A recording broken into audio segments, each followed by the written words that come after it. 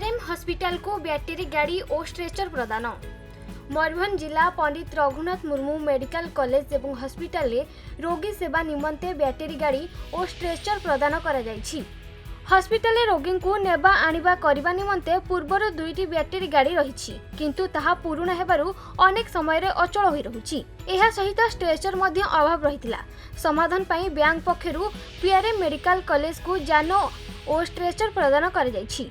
एही अवसर में गृह निर्माण और नगर उन्नयन मंत्री डॉक्टर कृष्णचंद्र महापात्र गोटे बैटरी चालित गाड़ी और 11टी स्ट्रेचर लोकार्पण करथिले।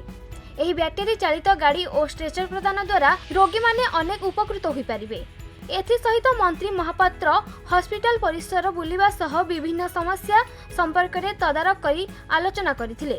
अन्य मानक मध्य अन्यान्य जिला प्रशासन और स्वास्थ्य विभाग अधिकारी उपस्थित थिले। मेडिकल रोगी माने वो हरियाणा कष्ट पाउछन्ते इठू सीटी स्कैन आउ एमआरआई की एक्सरे करिया पई जीवा पई तेणु आमे आईडीबीआई बैंक को कहितलु से माने सीएसआर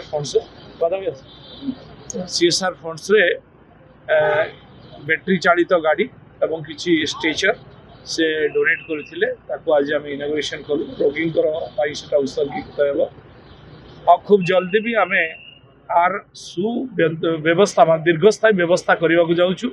ये हॉस्पिटल को लगिकी गोटे हल करूँ जो एक्सरे ठार आरंभ कर सबु प्रकार एमआरआई एक्सरे ब्लड टेस्टिंग ठार आरंभ कर ब्लड लैब ये सब गोटे कैंपस रे रहिबो एवं रोगी एठी व्यवस्था पाई परिबे खूब जल्दी ता हो।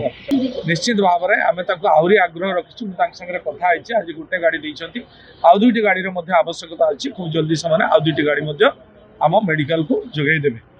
गाड़ी से तो ड्राइवर समस्या नहीं ड्राइवर आमर अच्छी सरकार डिपार्टमेंट तरफ अच्छी आम ड्राइवर जोगाई देबू गाड़ी की तार असुविधा नहीं। मयूरभंज प्रदीप्त होता रिपोर्ट खबर ओडिशा।